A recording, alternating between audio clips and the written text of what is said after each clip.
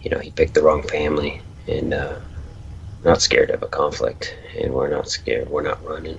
We're coming at him.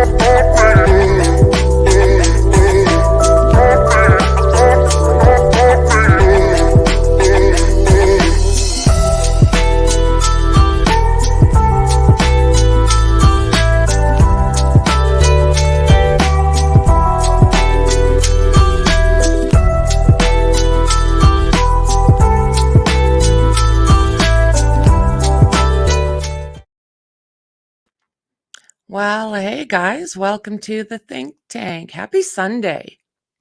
So, we did the Diddy versus Cassie on Frankly Frankie. So, what I wanted to do, go check that out if you haven't already. So, what I want to do on this channel is just go through these documents that have been put out. So I'll bring them up, and I have put these documents into Patreon if you would like to get some yourself to go over. So before I do get into these, I do want to say that there's a trigger warning for these documents. I am going to be about as user-friendly as I can be, but these are some pretty disgusting charges that were headed his way. And personal opinion, I think this may have caused some kind of landslide for Diddy, but with that, we'll have to wait and see. So this document is literally the first one I've ever seen, as far as legal documents go, a trigger warning before the document even starts. So it does say the document contains highly graphic information of an S nature, including SA. So that is our trigger warning. And like I said, I will be as user-friendly as I can. But if you do trigger easily, this probably is not the video for you. So let's see where we start here. Page 1. So the plaintiff is Cassandra Ventura, or Miss Ventura, hereby alleges as and for her complaint against defendant Sean Combs from Bad Boy Entertainments, Bad Boy Records, Epic Records, Comb Enterprises, LLC, and Doe Corporations 1 through 10, together defendant corporations, and together with Mr. Combs, defendants as follows. So we've heard a lot of stories about this guy through the years. So, usually where there's smoke, there's fire, in my personal opinion. So like it says in the title, I think I know what I believe. Do you know what you believe? Let's see where this takes us. So defendant Sean Combs is a rapper and recreative executive, popularly known as his stage names Puff Daddy, P. Diddy, or Diddy. And I think I heard recently where he has also added Love to his many names. He has rose to prominence in the music and entertainment industry over the decades and is regularly referred to as a hip-hop mogul. I think I just threw up chunks. In 2022, Mr. Combs received the Lifetime Achievement Award At the BET Awards during his acceptance speech, Mr. Combs stated, "I have to give a special shout out. Thank you.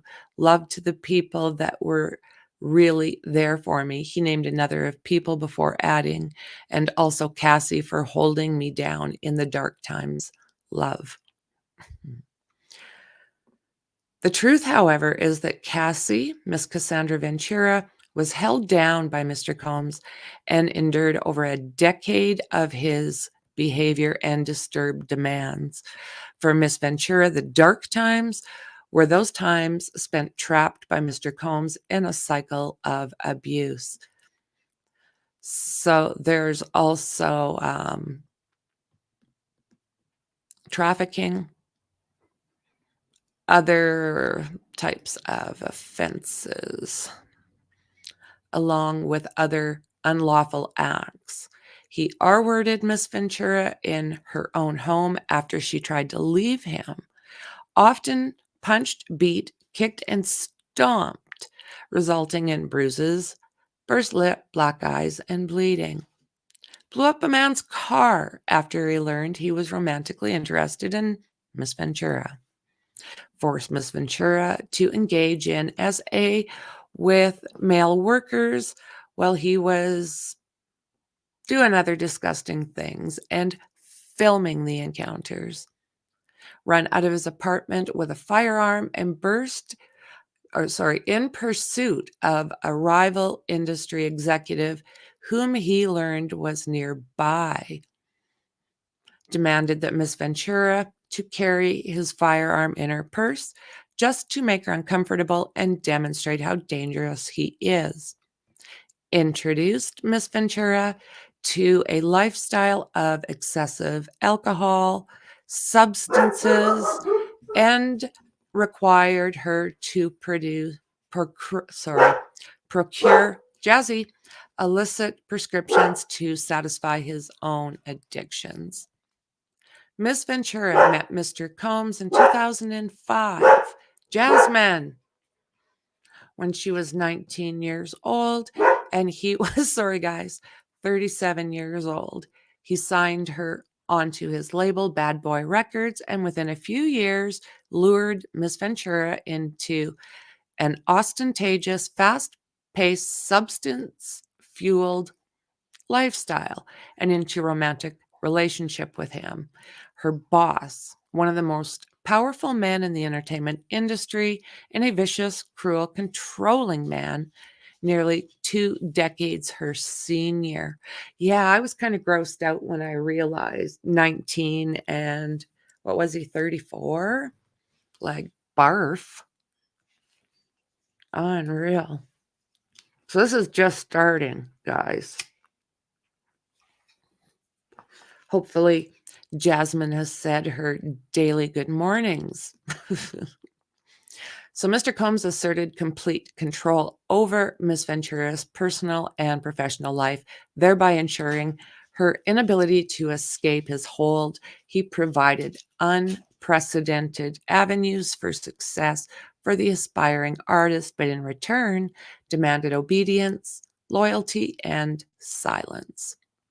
Through their relationship, Mr. Combs was prone to uncontrollable rage and frequently put his hands on Miss Ventura savagely.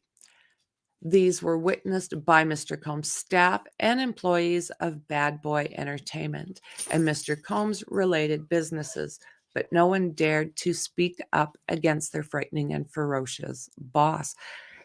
Jasmine, no. And, I've heard of this before, but I've never seen this much on a legal document, regardless if he was able to buy her out or not. Following the episodes of horrific abuse, Mr. Combs would immediately attempt to hide Miss Ventura and the evidence of his violent rage. He often showered her with gifts following incidences of physical violence and a typical pattern of behavior by serial abusers. I can attest to that. In attention to physical assaults, Mr. Combs frequently reminded Miss Ventura of his ability to cause serious harm, whether by requiring her to carry his gun in her purse, by blowing up the car of a musician who was romantically interested in Miss Ventura. So, you know what? This has come out. You can find it on Google, like an easy Google search, that this particular musician has said basically that, yes, this is all the truth as far as his vehicle went. Scary man. Ole, ole. Adding insult to injury, Mr. Combs used illegal substances and threats of violence to force Miss Ventura into repeatedly unwanted encounters with male workers. Over the years, Mr. Combs abused Miss Ventura physically and otherwise. She again tried to escape his tight hold over her life. Every time she hid, Mr. Combs' vast network of corporations and affiliated entities found her, and those who worked for Mr. Combs' companies implored her to return to him. Many went as far to explicitly state that her failure to return to Combs would hinder her success in the entertainment industry. Just wowzer. When she believed that she had finally separated from her longtime, she joined Mr. Combs for a dinner, after which he forced her into her home and R-worded her while she repeatedly said no and tried to push him away. This guy's a freaking pig, if this is true. But why did he shut this down? Like within 24 hours, this was done for. So you'll have to tell me, anybody who is out in the US, plain and simple, doing that there is certain things like trafficking and things along those lines. Can now the government do their own investigation and recharge him on their own? So Miss Ventura has now fully escaped Mr. Combs, but the harm that the assaults and abuse he caused her to experience for nearly a decade will forever haunt her. She has required intensive medical and psychological care to recover from the trauma she lived through. She cannot, however, continue to live in silence about what she endured. Mr. Combs remains immensely powerful and immensely dangerous. Miss Ventura therefore seeks justice for the decades of her life that Mr. Combs took away from her and threats of violence, excessive abuse in many different ways. Just, are you freaking kidding me? According to Miss Ventura, bringing this action seeking injunctive, declaratory, and monetary relief against the defendants in violation of FST laws. FST. The New York State Human Rights Laws, New York City of Human Rights, Gender-Motivated Violence, New York City for Victims of Human SA and Cover-Up Accountability Act, and also another Victims Protection Act. Jurisdiction and venue. This court has jurisdiction pursuant to 28 U.S.C.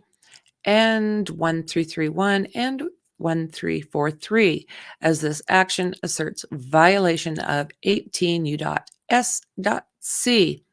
and therefore raises federal questions regarding the deprivation of. That's what I'm wondering, guys. The court has supplemental jurisdiction over the plaintiff's related claims arising under state and city law pursuant to 28 U.S.C. 1367A, pursuant to 28 U.S.C. 1391B. Venue is proper in this court because of substantial parts of the evidence or omissions giving rise to this action, including the unlawful employment practices and intentional and negligent torturous conduct alleged herein occurred in this district. I do believe, isn't New York, aren't they just not the best place, that state, to screw up? Don't they have some pretty heavy laws when it comes to certain things? So let's see here. Plaintiff Cassandra Ventura is a resident of the state of California and Connecticut and was employed by defendants Bad Boy Records, LLC, and Bad Boy Entertainment and related entities. At all relevant times herein, Ms. Ventura met the definition of an employee and defendants under all relative statute. Defendant Sean Combs, upon information and belief, resides within the state of California at all relevant times herein. Mr. Combs has met the definition of an employer of plaintiff under all relevant statutes. Defendant Bad Boy Entertainment is a music, media, and entertainment company founded by defendant Sean Combs, which includes the record label defendant Bad Boy Records, LLC. At all relevant times, the defendant was an employer of plaintiff within the meanings of all applicable statutes. Defendant Bad Boy Records, LLC is a Delaware limited liability company with a principal place of business located in New York, New York. At all relevant times, defendant was an employer of the plaintiff within the meaning of all applicable statutes. Defendant Epic Records is a New York-based label owned by Sony Music Entertainment, a subsidiary of Sony Corporate of America. At all relevant times, defendant was an employer of plaintiff within the meaningful of all applicable statutes. Defendant Combs Enterprises, LLC, is a New York limited liability company. At all relevant times, defendant was an employer of plaintiff within the meaning of all applicable statutes. Defendant Doe Corporations 1 through 10 are corporations and entities affiliated and associated with defendant Sean Combs and defendant corporations. At all relevant times, defendant Doe Corporations 1 through 10 were employers of plaintiff within the meaning of all applicable statutes. Factual allegations. Teenage Miss Ventura meets middle-aged Mr. Combs as her career begins. I need some hydration. So they're taking this from the employee angle, and which he was. I mean, this young girl was reliant upon him for pretty much every aspect of her life. And then she spent the better part, as they say, of a decade with this guy.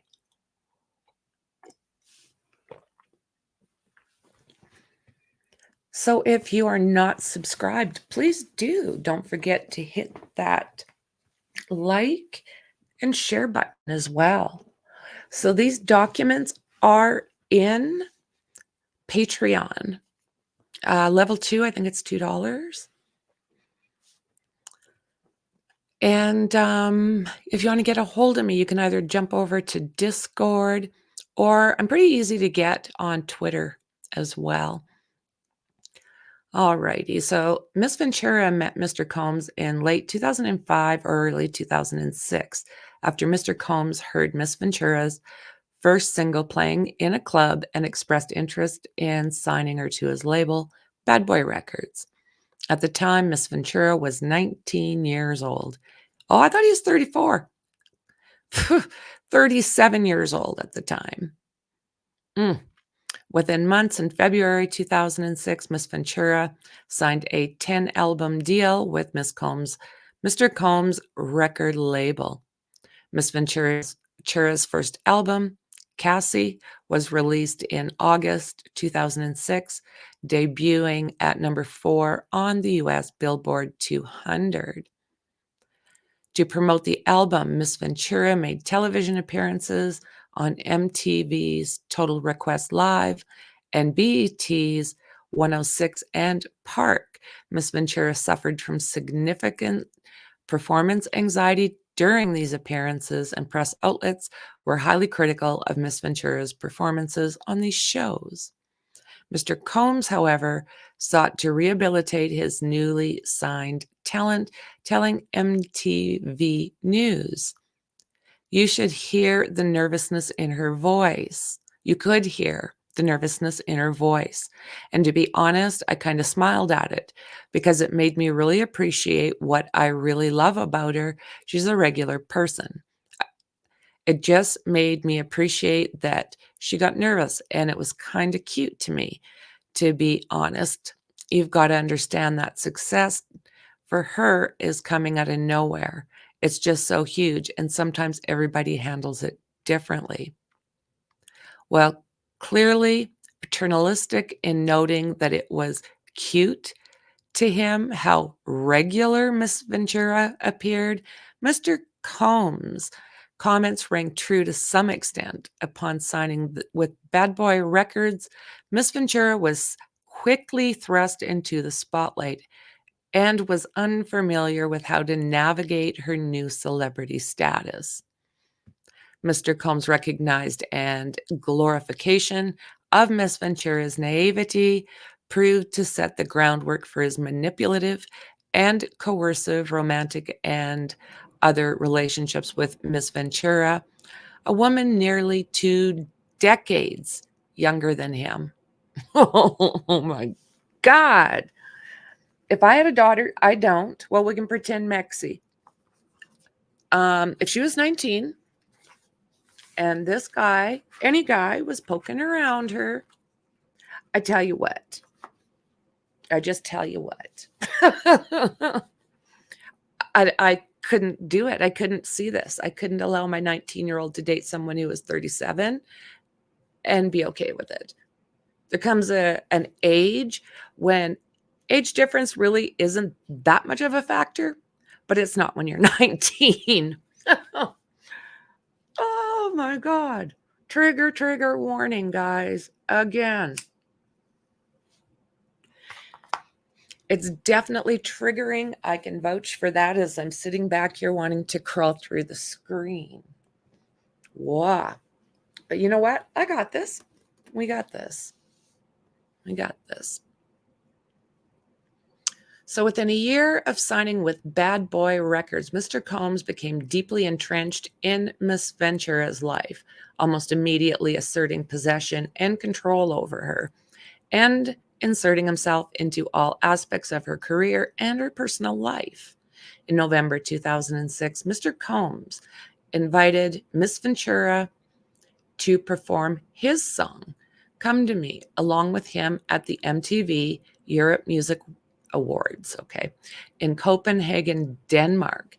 After rehearsal for the performance, Mr. Combs walked around in a robe with a drink in his hand, flaunting his lavish party lifestyle to his label's newly signed artist.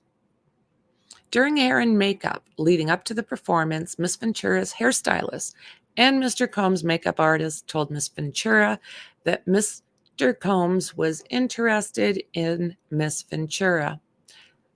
Miss Ventura shrugged it off as gossip and, in fact, expressed disgust given the large age gap between her and the president of her record label. Very good instincts, young lady. Emphasizing the age and power dynamic early on in their working relationship, Mr. Combs positioned himself as a father figure and protector of Miss Ventura. By way of example, after returning to New York after a trip to Las Vegas, during which she endured a brief hospital stay, Miss Ventura, who by then was fully healthy, went out to a club with her friends. When Mr. Combs saw her out, he reprimanded her, telling her to go home and take care of herself. At the time, Miss Ventura thought that her record label was looking out for her well being and that Mr. Combs had her best interests in mind. Mr. Combs also ensured he was intertwined with Miss Ventura's personal and social life, for instance, by inviting himself to Miss Ventura's 21st birthday party in Las Vegas. He also brought along famous musicians and producers, hereby flaunting his celebrity status and influence in front of a young, impressionable Miss Ventura. Although Mr. Combs knew that Miss Ventura was in a relationship at the time and even thought he was publicly in a relationship with Kim Porter, even though he was, Miss Ventura, oh la la, what the living hell. I was kind of wondering where Kim Porter was going to fit in through here. So still with Kim Porter. May she rest in peace. So at an after party in a hotel suite following Miss Ventura's 21st birthday party, Mr. Combs pulled Miss Ventura into a bathroom and forcibly kissed her. Miss Ventura did not consent to this unwanted contact. She immediately ran out of the bathroom and hotel suite and cried. Blech. Excuse me back here as I'm vomiting all over my desk. She told her best friend at the time what happened, but was too scared to tell anyone else. What a... Yeah, in my personal opinion. So at the Video Music Awards the following day, Miss Ventura's boyfriend at the time joined her at Mr. Combs at a table at the awards ceremony. Mr. Combs became angry, telling Miss Ventura that the invitation to the award ceremony was only for her and not for her significant other. Oh la la, guys. I mean, he just took advantage, in my personal opinion, of every single damn thing he could. Like, everything from being the boss to being the father to being the boyfriend, the big brother. It's just no, no, no, no, no. I hope she's safe. I hope she's safe where she is and what she's doing because, personal opinion, this guy's dangerous. Wow. So Mr. Combs lures Miss Ventura into a relationship. Despite her clear rejection of Mr. Combs' advances, Mr. Combs continued to demand Miss Ventura spend time with him, including for a weekend at Mr. Combs' residence in Miami and for 2 nights out in New York City. On one particular night, around September of 2007, Mr. Combs' request would have repercussions for her album deal with Mr. Combs and his Bad Boy Records. Mr. Combs picked up Miss Ventura from her apartment in Manhattan in a blue luxury vehicle. Miss Ventura was surprised that when she got in the car, Mr. Combs was already inebriated. He handed her a pill and told her to take it. When Miss Ventura asked what the pill was, Mr. Combs dismissed her and told her she would like it. She later learned the pill was ecstasy, something Miss Ventura had never before tried and did not want to try. This was the first time Mr. Combs got Miss Ventura. Yeah. Mr. Combs then proceeded to drive recklessly at very high speeds down the West Highway of Manhattan. Jasmine, Miss Ventura, was very scared, but did not dare to object to Mr. Combs, who had appeared drunk. Yeah, all of the above. Jasmine, I'm sorry, you guys. Just give me 2 seconds here. She's just got to make sure she runs the town. Well, yeah, a whole bunch of us up here. Mr. Combs took Miss Ventura to an upscale lounge in downtown Manhattan where he proceeded to get into an altercation with the security staff who would not permit Mr. Combs to enter, presumably because he was belligerent. Miss Ventura decided to go home, but for the remainder of the night, Mr. Combs messaged Miss Ventura incessantly, complaining that he left him alone. And oh my God. In the early fall 2007, Mr. Combs flexed his power and influence when he paid a promoter to create a fake flyer for a party hosted by Miss Ventura. This fake posting allowed Miss Ventura to have an excuse to go to Miami, Florida, and get away from her boyfriend by using the guise of a legitimate event she had to attend. Miss Ventura was stunned at how easily Mr. Combs was able to recruit others to lie for him. I have no doubt. I have no doubt. Miss Ventura was uncomfortable with the fake flyer because the request was to go to Miami was made by the owner of her record label, and because she was scared to go against his wishes and face repercussions to her nascent career, Miss Ventura agreed to join Mr. Combs in Florida. During this trip to Miami, Mr. Combs provided Miss Ventura with copious amounts of substances.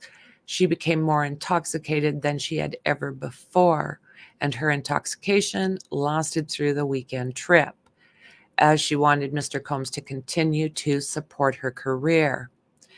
She felt she could not refuse Mr. Combs, urging her to take more substances. After providing her with the substances, Mr. Combs had, 2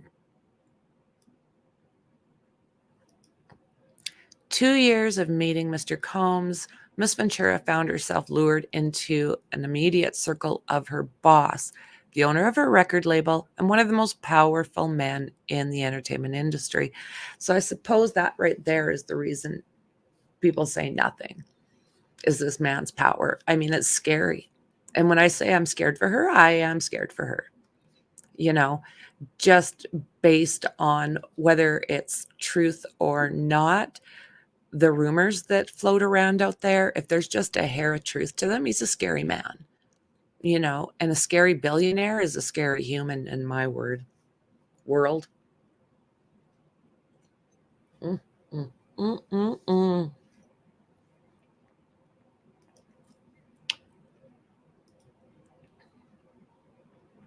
Mm. From the very start of the relationship, Mr. Combs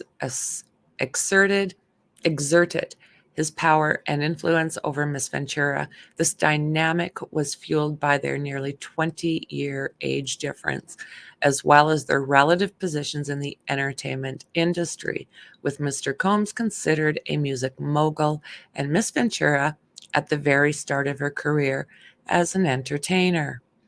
Mr. Combs' aggressive and demanding approach to those he worked with and made it impossible for anyone to challenge him, and Miss Ventura soon learned that Mr. Combs insisted on blind loyalty from everyone in his inner circle. Although Miss Ventura had saved up some earnings from her young modeling career, Mr. Combs' ostentatious display of wealth was intimidating to her. Oh, I couldn't even imagine.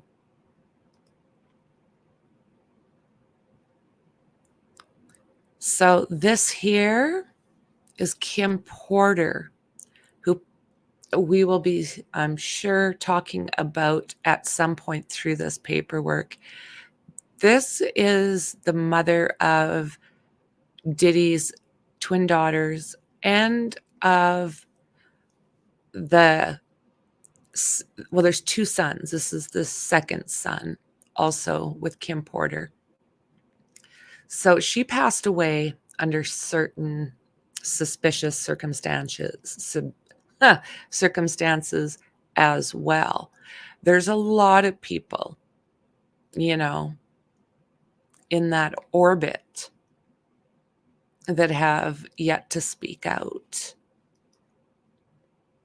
I do believe it's coming. So Mr. Combs paid for everything with wads of cash and would repeatedly tell Miss Ventura, "Don't worry about the money, I have money." Mr. Combs' expensive, lavish vacations for him and Miss Ventura, purchased a car for her, paid for her apartment, paid her with expensive amounts of designer clothing. Around 2008 or 2009, Mr. Combs began to rent an apartment in Manhattan for Miss Ventura. The apartment was within walking distance of Mr. Combs' New York residence. He first showed Miss Ventura the apartment by bringing her there along with her parents. Miss Ventura's parents were skeptical of the mogul's wealth, but proud of their daughter's newfound success. Yeah, I'd be a little skeptical as well. Fair enough. Like, what? Around 2010, Mr. Combs similarly paid for an apartment for Miss Ventura in Los Angeles, which was located about 5 minutes from Mr. Combs' residence. He paid for many of her apartments in California and also purchased a Jaguar for her around 2013 or 2014. All aspects of Miss Ventura's life were controlled by either Mr. Combs or his managing companies. Every event Miss Ventura attended, from the travel to the makeup and clothing, was paid for directly by Mr. Combs and his affiliate companies. You know what? Money does not make happiness. Compounding this all encompassing intrusion into her life, Mr. Combs secured his control over the young, impressionable Miss Ventura by introducing her to a substance-fueled lifestyle that kept her complacent and compliant.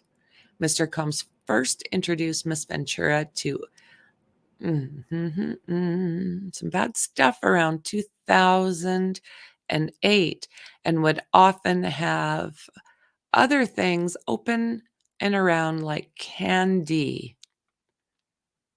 Upon information and belief, Mr. Combs had been addicted to substances and took other things frequently.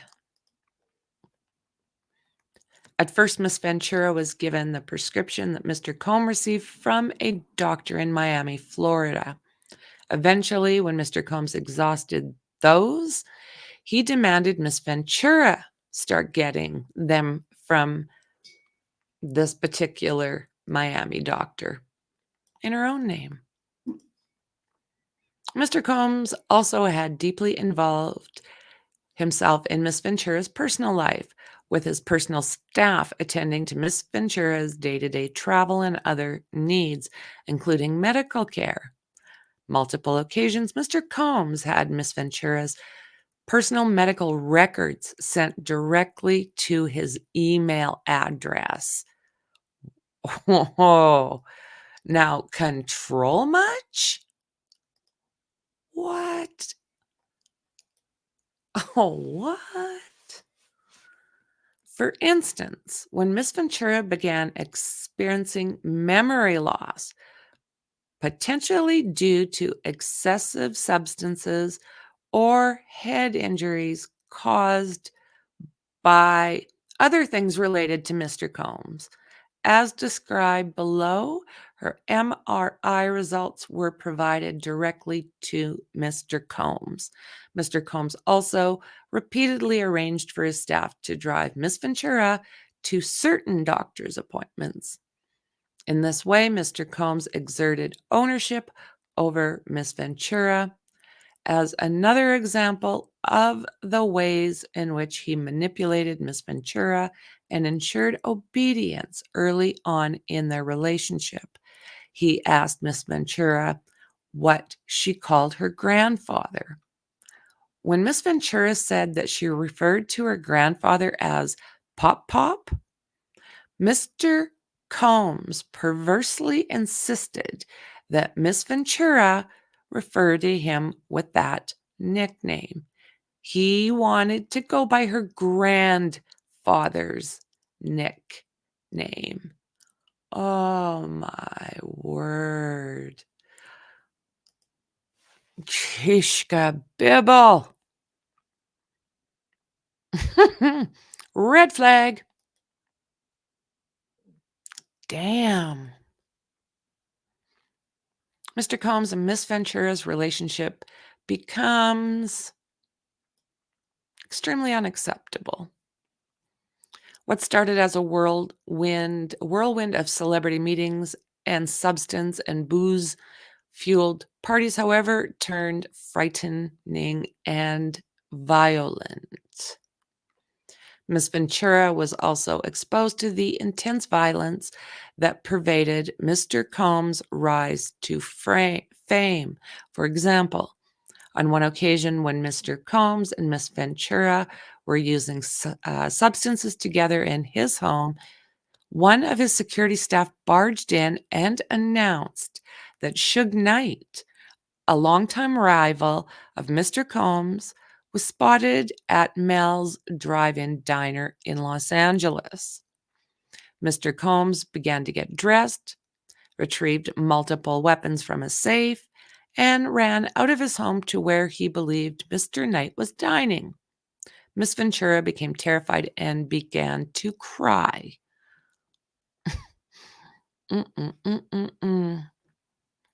On at least 2 occasions, Mr. Combs demanded that Miss Ventura hold Mr. Combs' weapon in her purse. Miss Ventura had no familiarity with these weapons and was petrified that the firearm would accidentally go off in her purse. There was no clear reason why Mr. Combs required her to hold his weapons, except to reinforce to his young girlfriend that he was violent, powerful, and yes, dangerous. Over the next decade, multiple times each year, Mr. Combs would violently lay his hands on Miss Ventura, leaving bruises on her little body. After every instance in which a beatdown would happen, Miss Ventura, Mr. Combs used his money and power to orchestrate extensive efforts to hide the evidence of his mishandling, including by hiding Miss Ventura in hotels for days to let her bruises heal. In one such instance, after a party with Jay-Z, Mr. Combs put his hands on Miss Ventura repeatedly in an escalade, including using the feet and hands. He forced her out of the vehicle on Fifth Avenue in New York City. She was eventually able to hail a cab and get her to her apartment in Manhattan, where she cried in fear, realizing there was no one she could tell about what had happened at the hands of this incredibly powerful man. She spent the subsequent 3 days hiding in her apartment. I also heard, I don't know if it'll be in here, I don't know if it's rumor or fact, we'll have to see how this goes. Someone said that he at one point had allegedly taken her to Hawaii for 3 weeks because it was so bad. It's just like, holy shite. just can't, just when you think you've heard it all, there's another dickwad that comes out of the woodwork.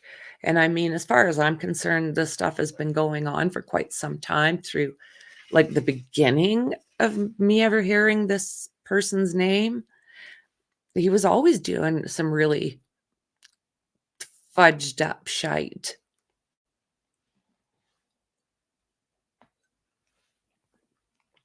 I don't like predators. I do not like them any more than anybody else. Massive trigger warning again for anybody who gets triggered by this type of individual because it's bad. January 2009, after Mr. Combs learned that Miss Ventura spoke to a music manager at a party in Los Angeles, he became enraged.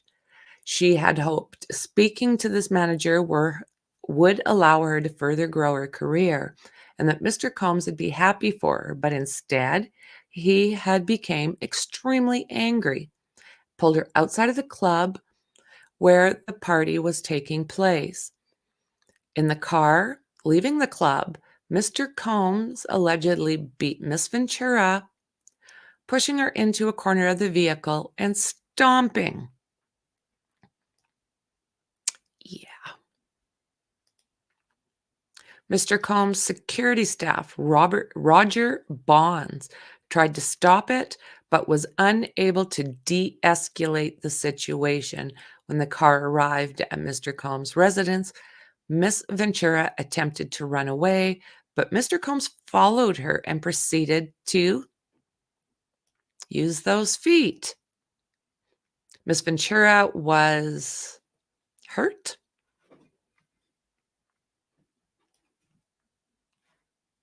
and taken into his home where she began to throw up. Upon recognizing the damage he had done and physical evidence of what had been done, I guess he panicked and forced his staff to bring Miss Ventura to a hotel suite at the London Hotel in Los Angeles, where she was required to stay for a week. During the stay, as she healed, Miss Ventura began to fully realize Mr. Combs' tremendously loyal network not only knew about and witnessed his behavior, but also that these witnesses were not willing to do anything meaningful to stop Mr. Combs' behavior. She recognized she was powerless and that reporting Mr. Combs to the authorities would not alter Mr. Combs' status or influence, but would merely give him another excuse to put his hands to her.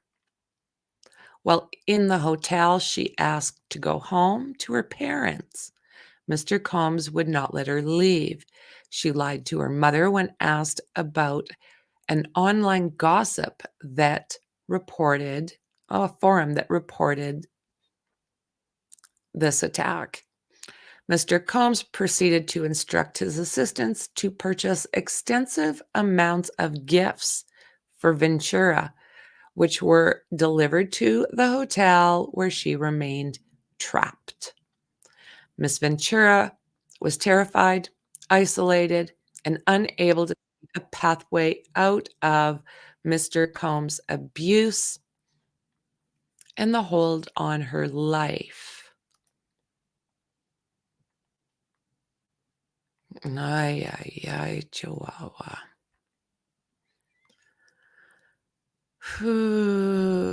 Mr. Combs. She found herself becoming numb to what was happening, she was experiencing, and became entirely beholden to Mr. Combs' demands. She began to blindly follow his instructions out of fear of again being on the receiving end of those hands being put to her. Mr. Combs' own admission, his relationship with Miss Ventura was like Bobby and Whitney, a clear acknowledgement of the unequal power dynamic and excessive domestic stuff that permeated their relationship. From the outside looking in, Miss Ventura had heard others refer to her relationship with Mr. Combs as akin to Ike and Tina. That's scary because that was sideways. That was very sideways. Her volatile and abusive partner, who also owned her label and therefore held her future success in his hands, had fully exerted control over every aspect of her life. So Mr. Combs forces Miss Ventura into ST. Few months after, no. A few months after, what have I done here?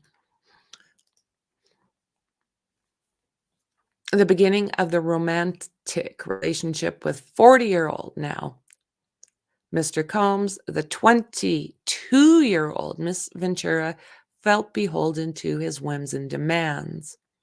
While in New York City, Mr. Combs told Miss Ventura that he wanted to engage in fantasy called, yeah, okay, said it would, yeah, started talking about some stuff we can't share on this platform. The first time Mr. Combs hired a man and brought that man to his home was in Los Angeles. The man, Mr. Combs, and Miss Ventura wore masquerade masks and ingested substances. Mr. Combs directed Miss Ventura to do some things with the mail while Combs watched. The entire encounter lasted multiple days. Mr. Combs began calling the arrangement a freak off, or FO. He would repeatedly tell Miss Ventura at random moments that he wanted an FO, and Miss Ventura was eventually expected to facilitate the location and the hiring of the male workers. At certain points, Miss Ventura and Mr. Combs' relationship, he would insist on FOs weekly. Miss Combs would repeatedly tell Miss Ventura that this practice was our thing and our secret. FOs would often take place in hotel suites, including the Trump International Hotel in Columbus Circle, L'Hermitage, Beverly Hills, the London hotels in Los Angeles, the Intercontinental Century City, Intercontinental Atlanta, Intercontinental New York, and one hotel in New York and in Miami, the Mandarin Oriental Hotel in New York and Miami, and the Fontainebleau in Miami and Beverly Hills, and Shutters on the beach in Los Angeles. What the hell? This guy's just such a pig. On one occasion around 2013, Mr. Combs set up an FO at the Intercontinental Hotel in New York City, after which he was charged with tens of thousands of dollars in damage by the hotel. Upon information and belief, Mr. Combs' chief of staff, Tony Fletcher, paid the invoice charged by the hotel. Miss Ventura was eventually instructed to use websites and online services to find workers to participate in the FOs, and said that he specifically was interested in meeting Black men. Sometimes Mr. Combs would pay to fly a male worker to his location, including to multiple cities in the US as well as abroad. He required Miss Ventura and his staff to help him make these arrangements. Mr. Combs' assistant would help him set up the FOs, including by setting up the hotel suites with baby oil and Astroglide. What? I don't even know what that is. Don't tell me. Mr. Combs already supplied Miss Ventura with workers with copious amount of substances, drinking. Before the and during the FOs, Miss Ventura was always given an array of things, it looks like, during the FOs, which allowed her to disassociate. It became a commonplace to get IV fluids in the days after FOs to recover from the extensive substance pushed upon her. Miss Ventura was required to dress up in lingerie for an FO, and Mr. Combs insisted she wear white nail polish. Okay, so that they were more visible.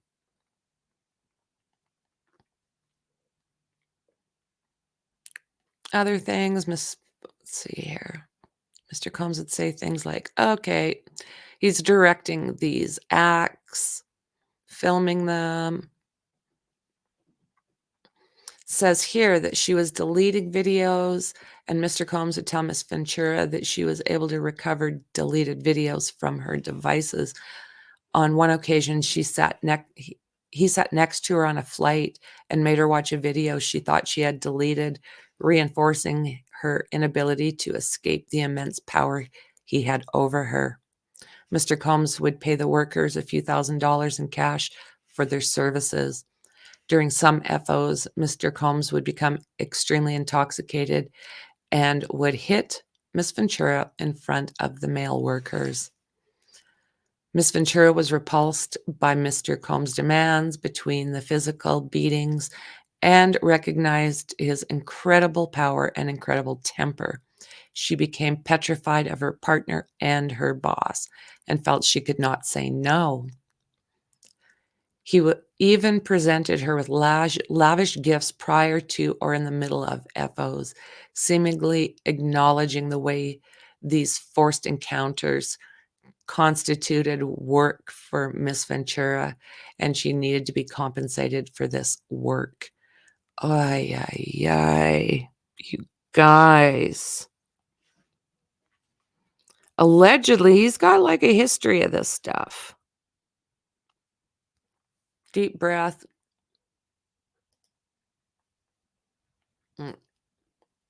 Yeah, we'll just take a break from that insanity for a second.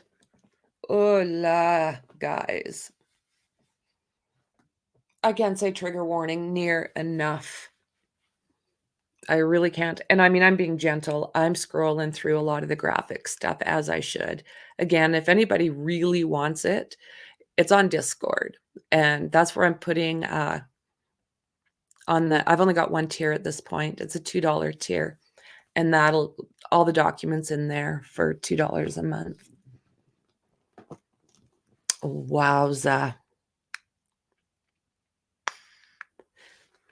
Tell me down below, guys. Is more stuff gonna start showing up about this guy? Do you think Keefe D's gonna speak out while he's behind the bars there? Because there's definite rumors about Tupac and Biggy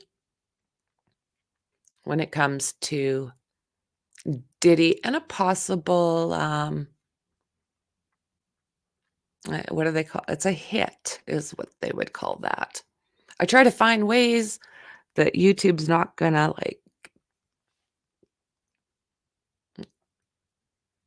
yeah, I don't need them cutting me right off. I'm trying to be gentle. But this man, holy, just a freak. Mm. Deep breath, deep breath. We got this. Doesn't it make you just want to crawl through and just like want to crawl through the screen?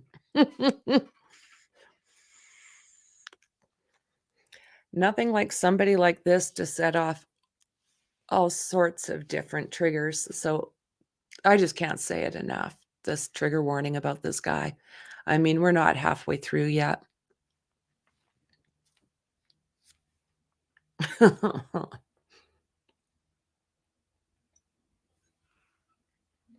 Hydration. So do you guys think that his people will start speaking out, or are they just afraid they're gonna get biatch slapped by him, if not worse?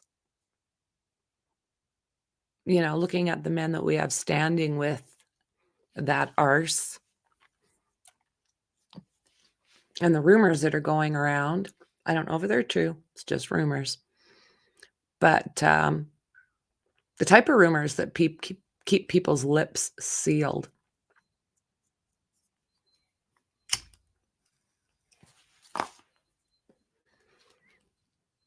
All sorts of rumors, guys. Kim Porter, rest in peace. And I'm sure that's being looked into.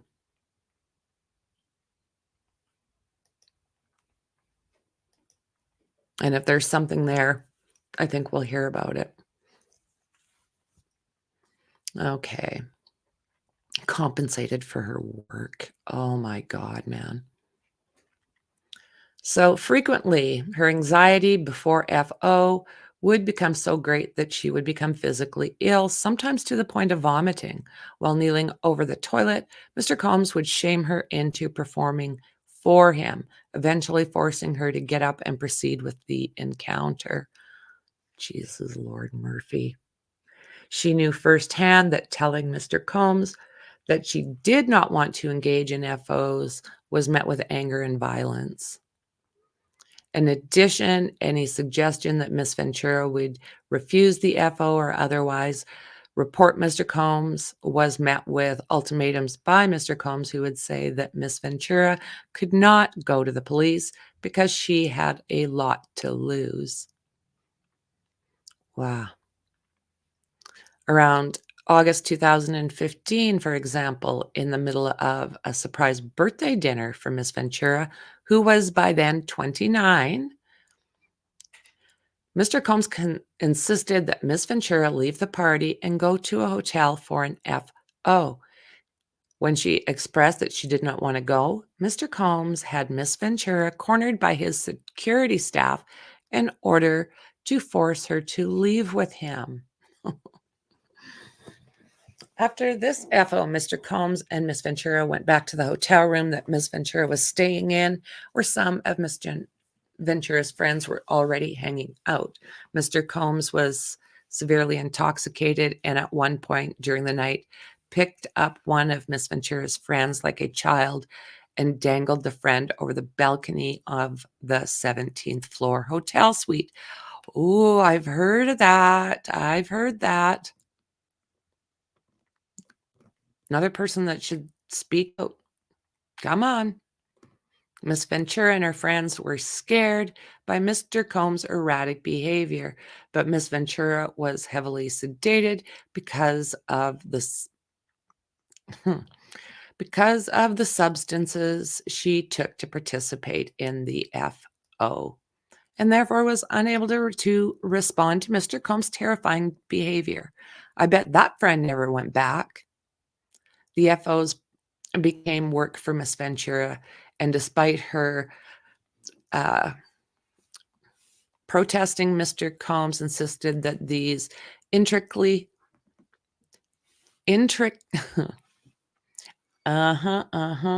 staged and forced encounters between Miss Ventura and the workers. Miss Ventura tries to escape from him. At any time she tried to create distance between her and Mr. Combs, he used his networks to find her and convince her to return to his abuse. On multiple occasions, Mr. Combs sent his employees to lure Miss Ventura back to one Ventura back. 2011, during a rough patch in Mr. Combs and Miss Ventura's relationship, Miss Ventura had a brief relationship with musician Cuddy. I didn't know. I was calling him Kid Cudi. Okay, Kid Cudi. When Mr. Combs returned from a trip, he demanded another FO from Miss Ventura, and do you know what, guys? Sorry about my tongue. During the FO, Mr. Combs found Miss Ventura's phone, found the emails between her and Kid Cudi. Mr. Combs became enraged and proceeded to place a manual corkscrew between his fingers and lunged at Miss Ventura. Miss Ventura ran away to stay at Kid Cudi's home to escape Mr. Combs' wrath.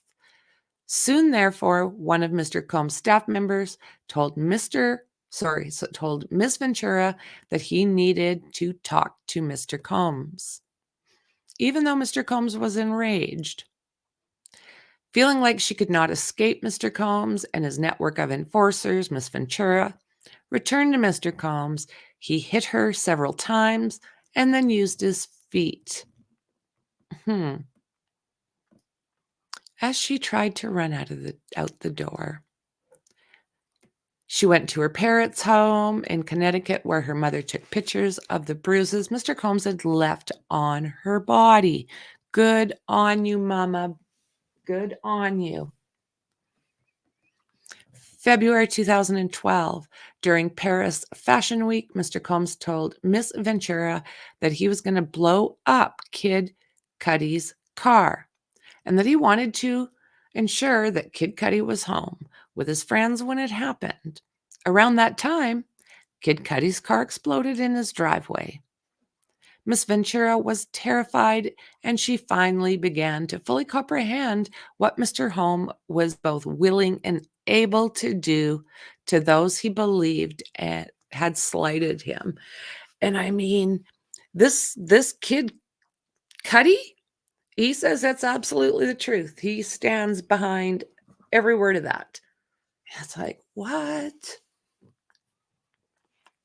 I still, guys, are the feds going to be able to have enough information to start questioning people and start laying their own charges now that some of this stuff has come to light? Is it maybe going to be out of her hands?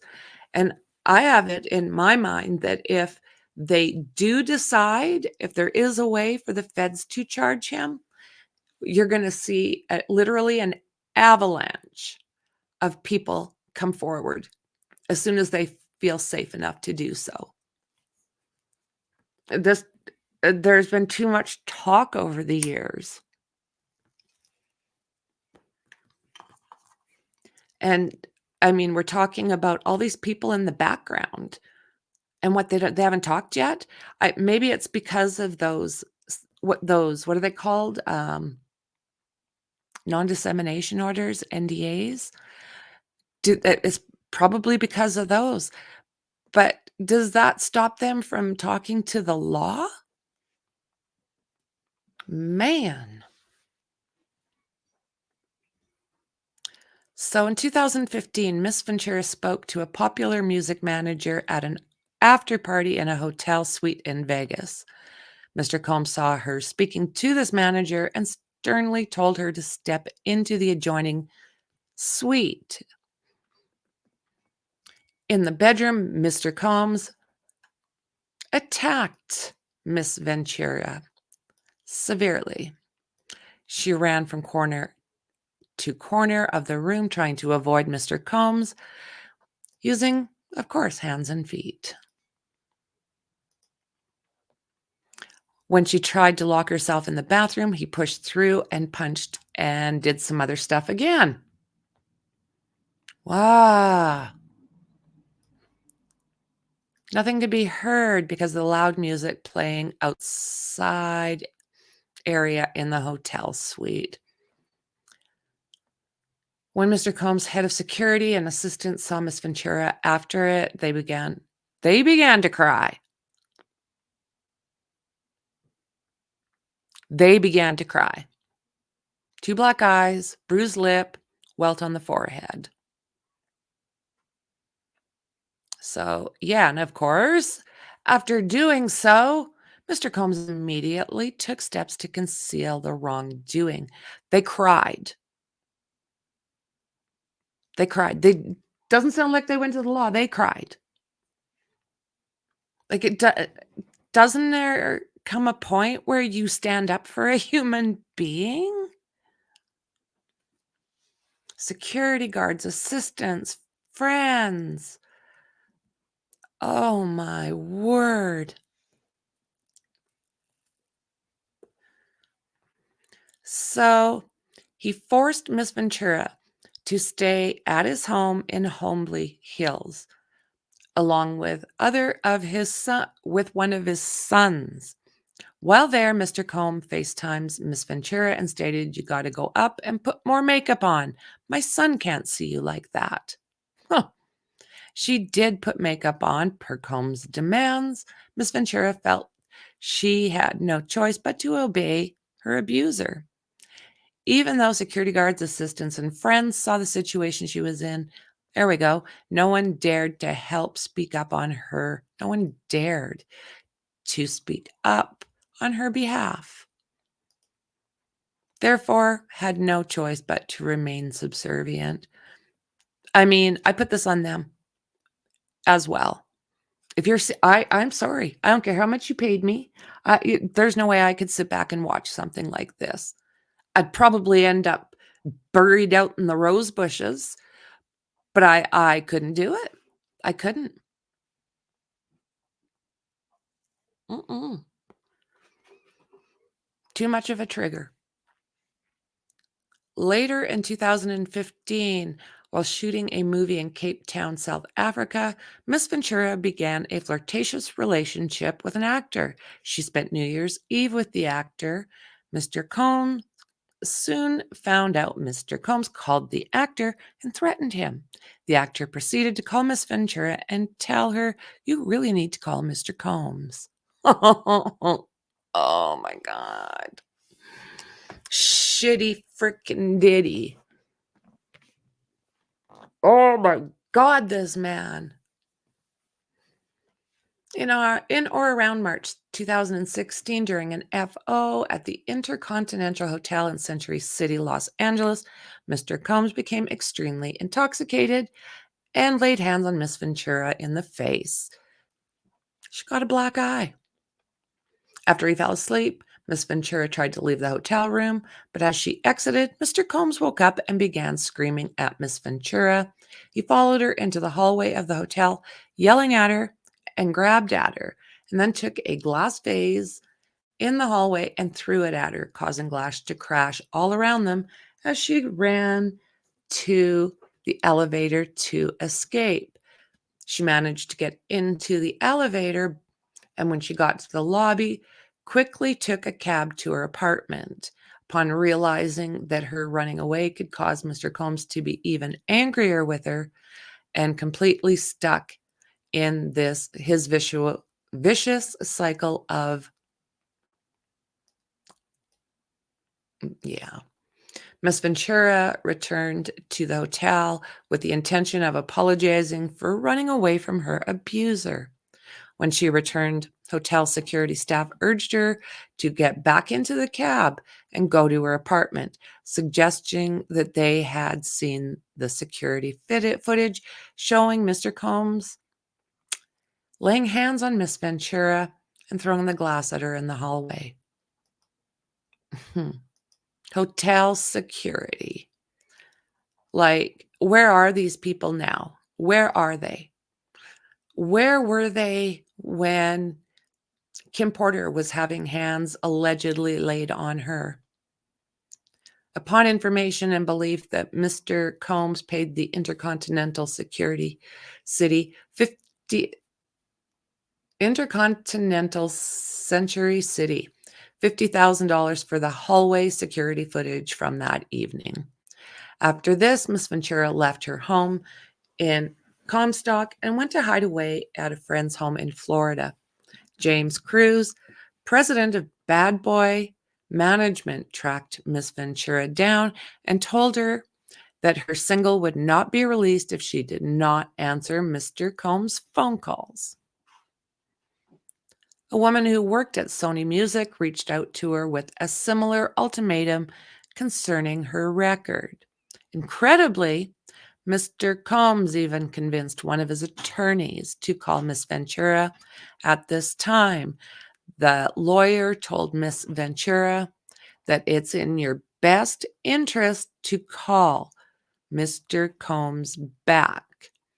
Each time Miss Ventura tried to run away, Mr. Combs and his powerful network would force her back to him. Mr. Combs' tight hold over her life had irreparably damaged her friendships. Around 2018, when Miss Ventura was with her friend Carrie Morgan at her house, Mr. Combs used his key to Miss Ventura's house, came in unannounced. He and Miss Morgan had an altercation during which Mr. Combs threw a hanger at Miss Morgan. Upon information and belief, the incident resulted in a settlement between Mr. Combs and Miss Morgan, and Miss Ventura ended up paying Miss Morgan additional funds in attempt to resolve the dispute between her close friend and her, boyfriend. The relationship between Miss Ventura and Miss Morgan has been strained since that time. Seeing the extreme measures Mr. Combs took to keep a tight hold on Miss Ventura and isolate her from her support network, and having experienced the repercussions of rejecting his demands, Miss Ventura felt that saying no to Mr. Combs would cost her something: her family, her friends, her career, or even her life. So, yeah, they're talking here about how Mr. Combs' R word. By 2017, 2018, Miss Ventura became desperate to leave Mr. Combs and his treatment. She recognized that if she stayed with him, she would never be able to have a successful career or even be physically and mentally safe. She therefore became determined to completely break away from Mr. Combs and his cycle, and made concerted efforts to avoid him. In September of 2018, she joined Mr. Combs for a dinner at an Italian restaurant in Malibu, California, for what she believed would be a discussion about concluding their relationship for good. After dinner, Mr. Combs and Miss Ventura returned to Miss Ventura's home, which was paid for by Mr. Combs. Mr. Combs forced his way into her apartment, tried to kiss her. She told him to stop, but she was attempting to push him away. So Mr. Combs forcibly pulled off, trigger warning, R-word stuff.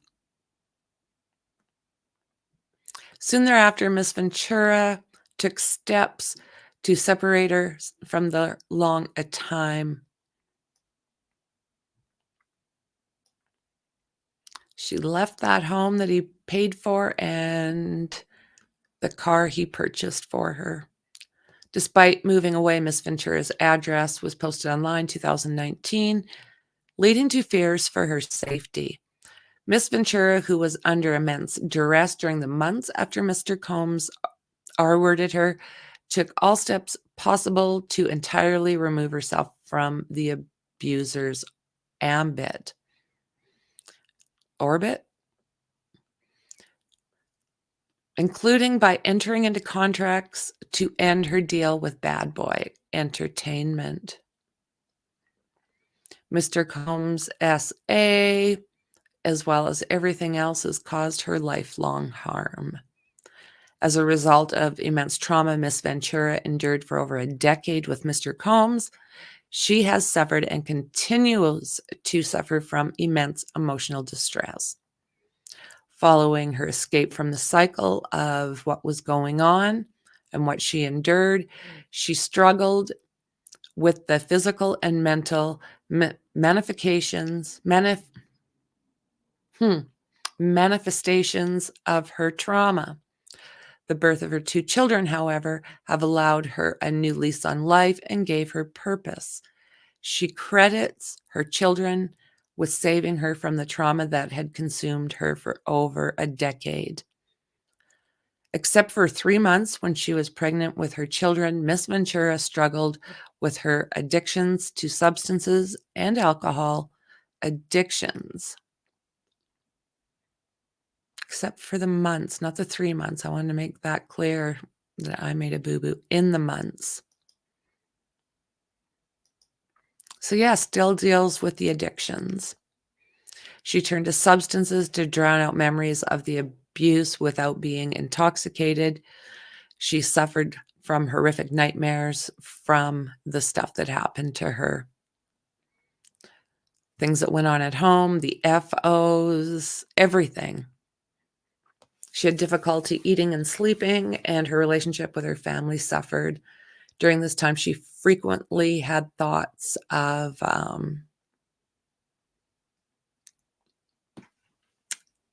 doing a Jeffrey Epstein. Don't do that. To rebuild her life and career, Miss Ventura needed to completely reinvent herself. She checked herself into inpatient treatment at a rehabilitation center where she first back into this. So let's see, where did we just leave off? Okay.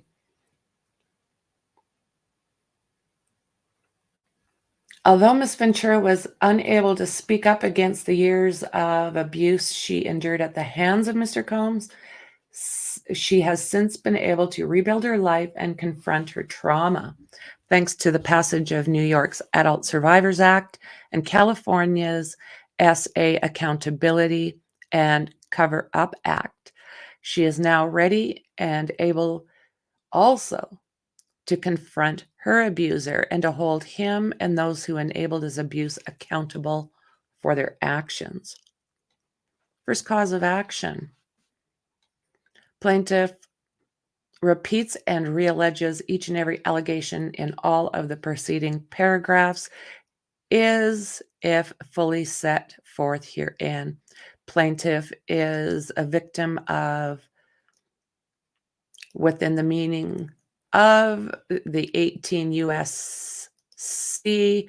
1591A and B, and is therefore entitled to bring a civil action against 18 U.S.C. 1595.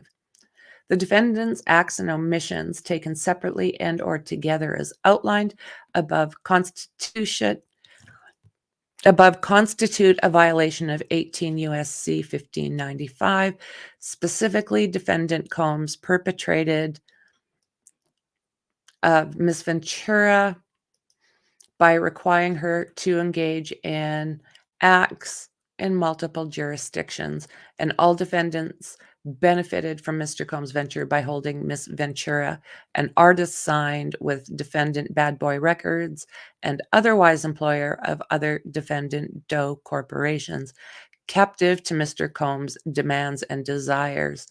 At all relevant times, defendants participated in and facilitated and harboring the transportation of plaintiff for purpose of induced by force.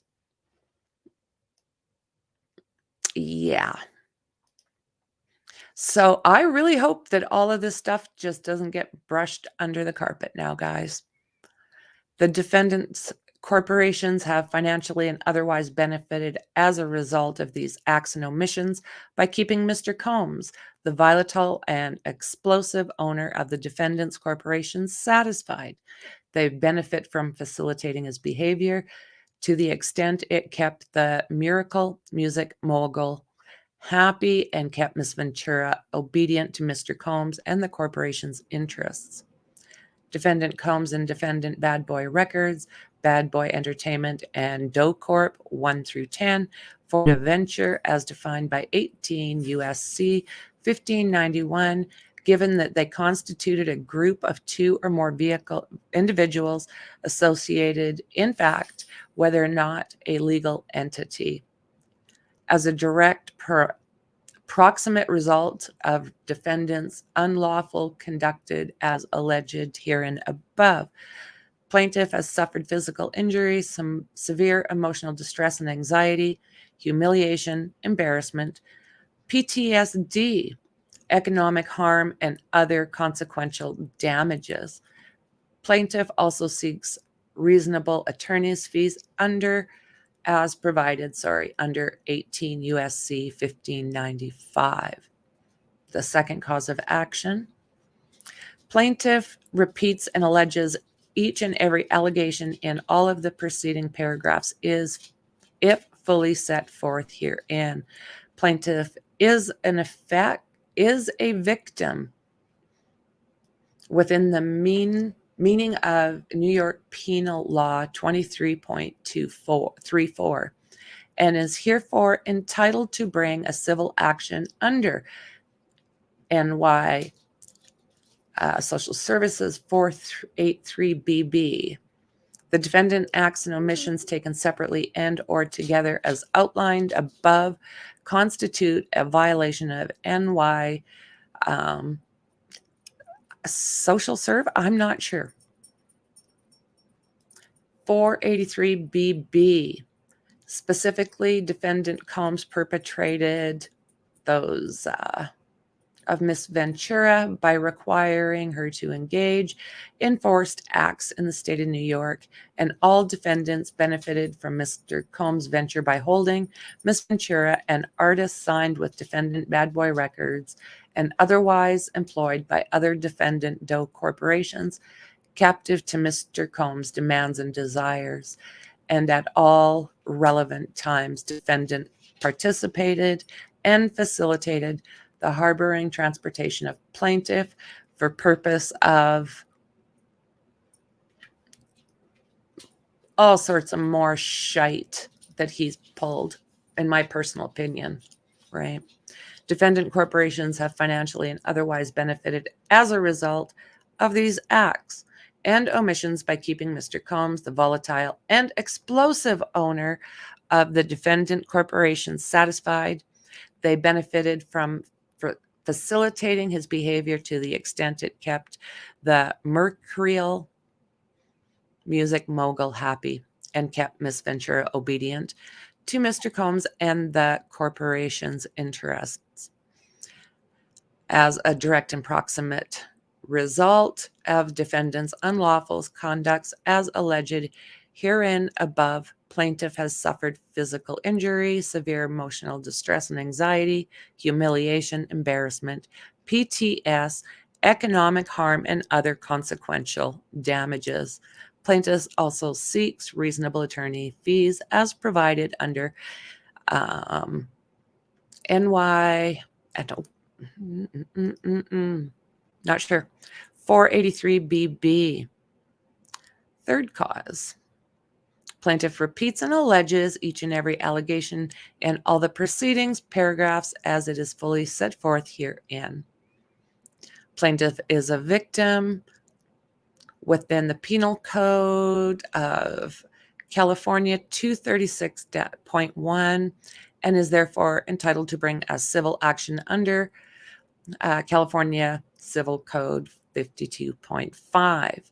The defendant's acts and omissions taken separately and or together as outlined above constitute a violation of California Civil Code 52.5, specifically defendant Sean Combs perpetrating of Miss Ventura by requiring her to engage again with those acts in the state of California, and all defendants benefited from Mr. Combs' venture by holding Miss Ventura, an artist signed with defendant Bad Boy Records and otherwise employed by other defendant Doe corporations, captive to Mr. Combs' demand and desires, and all relevant time defendant participated in and facilitated the harboring, and transportation of plaintiff for purposes of.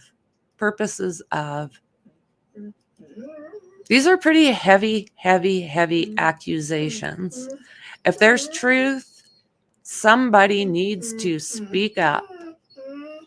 The defendant corporations have financially and otherwise benefited as a result of these acts and omissions by keeping Mr. Combs, the volatile and explosive owner of the defendant corporations, satisfied. They benefited from facilitating his behavior to the extent it kept the mercurial music mogul happy and kept Miss Ventura obedient to Mr. Combs and the corporation's interests. If this stuff is true, rumors are going around that it was a $50 million payoff. Not a clue if that's accurate, but that's the number that's floating around. It's not worth it. It's not worth it. If all this is true, it's not worth it. People need to speak up. If this dick has attacked you or anybody you know, if you've witnessed anything, get off your frickin' ass and do something. Wow. Hoy. As a direct and proximate result of defendant's unlawful conduct, as alleged herein above, plaintiff has suffered physical injuries, some severe emotional distress and anxiety, humiliation, embarrassment, PTSD, economic harm, and other consequential damages. Plaintiff also seeks reasonable attorney fees as provided under California Civil Code 52.5. Okay, and it continues. Fourth action of cause. Plaintiff repeats and realleges each and every allegation in all of the preceding paragraphs as it is fully set forth here, and in performing the conduct described below, defendant committed a battery against plaintiff because he intentionally engaged in unlawful, intentional, and offensive touching or application of force to plaintiff's person. The defendant's actions amount to violations under New York Penal Law 130.50, 130.52, 130.55, and 130.66, as well as analogous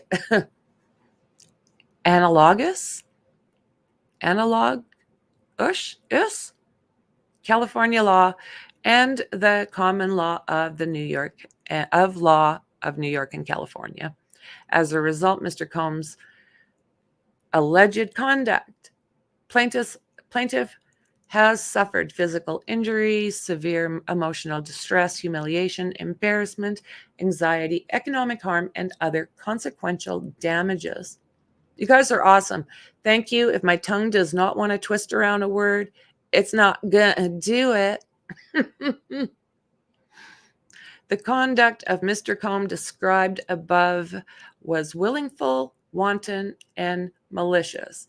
At all relevant times, Mr. Combs acted with conscious disregard of plaintiff's rights and feelings, acted with the knowledge of or with reckless disregard for the fact that his conduct was certain to cause injury and or humiliation to plaintiff, and intended to cause fear, physical injury, and or pain and suffering to plaintiff. By virtue of the foregoing, plaintiff is entitled to recover punitive and exemplary damages from Mr. Combs according to proof at trial. This action is timely because it falls within CPLR 214-J and is brought during the 1-year time period set forth in that section. The claim brought herein allege intentional and negligent acts and or omissions for physical, psychological, and or injury suffered as a result of conduct that would constitute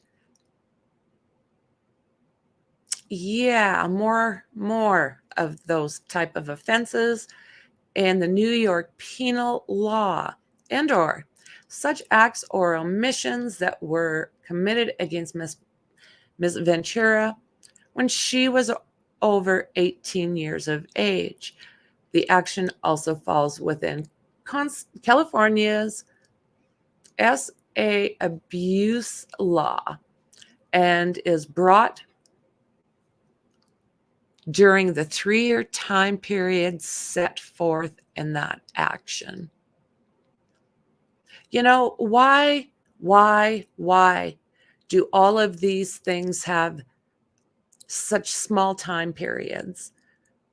And if it's not done with that, it means it didn't happen? It does get way harder for the victims to prove, and it's probably why lots of us women didn't press charges. And then it gets to a point where we start to get our self-esteem back and all of those things that you need in order to chase these monsters down. And they tell us that no, it's been too long. It's a disgrace. So, fifth cause of action. Plaintiff repeats and re-alleges each and every allegation in all the preceding paragraphs as if fully set forth herein. Defendant M. Combs subjected plaintiff to, oh, here we go. Oh my God. More shite in the California Penal Code 234.4, 261, 289. In doing so, he intended to and did cause harm. More of it. Defendant corporations were entities engaged in a cover-up as defined in California Civil Code 340.16 because defendant corporations took concert efforts to hide evidence relating to the above described assaults, SAs, that incentivized individuals to remain silent or prevent informing relating to SAs from becoming public as a direct proximate result of defendant's unlawful conduct as alleged herein above. Plaintiff has suffered physical injury, severe emotional distress and anxiety, humiliation, embarrassment, post-traumatic stress disorder, economic harm, and other consequential damages. Sixth cause of action. Plaintiff repeats and realleges each and every allegation in all of the preceding paragraphs as if fully set forth herein. The above described conduct of defendant Mr. Combs, including but not limited to Mr. Combs' repeated of plaintiff in New York City constitute a crime of violence and a crime of violence motivated by gender as plaintiff as defined by the New York City VGM VPL. The above described conduct of defendant Combs, including but not limited to Mr. Combs' repeated attacks on the plaintiff in New York City, constitutes crime of violence against plaintiff and is a crime of violence against motivated by, let's do that again, crime of violence motivated by gender as defined in 10-1103. The term crime of violence means acts or series of acts that would constitute a misdemeanor or felony against the person as defined in state or federal law, or that would constitute a misdemeanor or felony against property as defined in state or federal law if the conduct presents a serious risk of physical injury to another, whether or not those acts have actually resulted in criminal charges, prosecution, or conviction. The term crime of violence motivated by gender means a violence committed because the gender or on the basis of gender and due to at least part to an animus base of the victim's gender. So if this guy swings both ways, which is something that's going around, and some even say that he's more interested in men than women. If this is the case, and like I say, I have no clue, but if this is actually the case, this would be this would explain why he would literally put his hands on the women as bad as allegedly happened. If you're a sick fuck, this would explain some of that shit. As a direct and proximate result of the aforementioned crime of violence and gender motivated violence, plaintiff has sustained and will continue to sustain monetary damages, physical injury, pain, and suffering, and serious psychological and emotional distress, entitling her to a reward of compensatory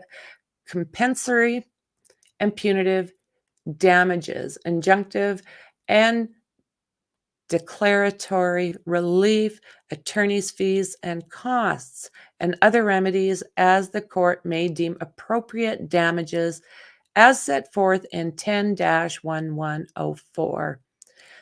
The above described conduct of Mr. Combs constitutes SA as defined in Article 130 of New York Penal Law. Pursuant to 10-1105A, the cause of action is timely because it is commenced within 2 years and 6 months after, look at that, after September 2nd, 2022. On Flip and Reel, you guys, like, we just read what has allegedly happened. And they have to be reported within a timeline, like I said, that most people aren't even able to meet because they are so damaged. 7th case of action. And that's just personal experience, friends. Like, that's just, I'm not talking shite. I'm talking personal experience. Not as bad as this woman by a long shot. But let's put it this way, enough to understand a lot of things that, just enough to understand a lot of things. Plaintiff repeats and realleges each and every allegation in all of the preceding paragraphs as if fully set forth herein. Defendants discriminated against plaintiff on the basis of her gender in violation of the NYSHRL by subjecting plaintiff to desperate treatment based on her gender, including but not limited to subjecting her to SA, all of that stuff, guys, all that stuff that YouTube will not let me say, all those disgusting words. Yeah, more of that. Still more of that.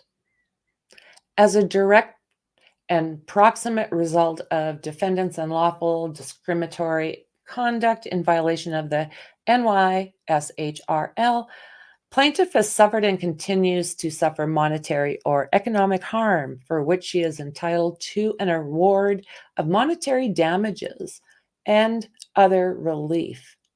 As a direct and proximate result of defendant's unlawful discriminatory conduct in violation of NYSHRL, Plaintiff has suffered and continues to suffer severe mental anguish, emotional distress for which she is entitled to an award of monetary damages and other relief. Defendants, do you know what? It doesn't take something this horrific for it to be toxic as hell and for you to need to get out of it. It doesn't need to reach this level. This is horrific, but there's help. Whether there's help, there has to be. The action is timely because it falls within CPLR 214-J and is brought during the 1-year time period set forth in that section. The claims brought herein allege intentional and negligent acts or omissions for physical, psychological, and other injury suffered as a result in conduct that would constitute, again, all that stuff. 130 of the New York Penal Code. So, 8th cause of action. Plaintiff repeats and realleges each and every allegation in all of the preceding paragraphs as if fully set forth herein. Defendants have discriminated against plaintiff on the basis of her gender in violation of the NYCHRL by subjecting plaintiff to desperate treatment as based on her gender, including but not limited to all of that stuff in the work environment again. Sorry if my voice changes pitch. Ooh la la. As a direct and proximate result of defendant's unlawful discriminatory conduct in violation of the NYCHRL, plaintiff has suffered and continues to suffer monetary and or economic harm for which she is entitled to an award of monetary damages and other relief. Do you know what? Damn straight. I wish that we all had a way to get retribution for what we've had to live. As a direct and proximate result of defendant's unlawful discriminatory conduct in violation of NYCHRL, plaintiff has suffered and continues to suffer severe mental anguish, emotional distress, for which she is entitled to an award of monetary damages and other relief. Defendant's unlawful and discriminatory actions were intentional, done with malice, or showed a deliberate, willful, wanton, and reckless indifference to plaintiff's rights under NYCHRL, for which plaintiff is entitled to an award of punitive damages. The action is timely because, once again, it falls within CPLR 214-J and is brought up during a one-time, look at that.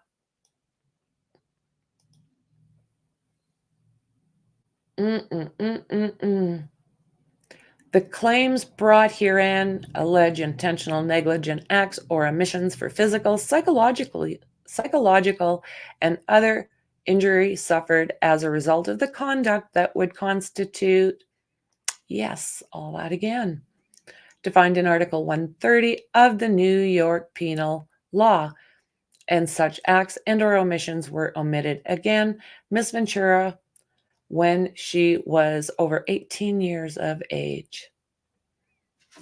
Prayer for relief. Wherefore, plaintiff prays judgment be entered in her favor against defendants and each of them as follows. 1.